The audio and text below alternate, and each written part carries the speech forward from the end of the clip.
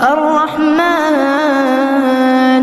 علم القرآن خلق الإنسان علمه البيان الشمس والقمر بحسبان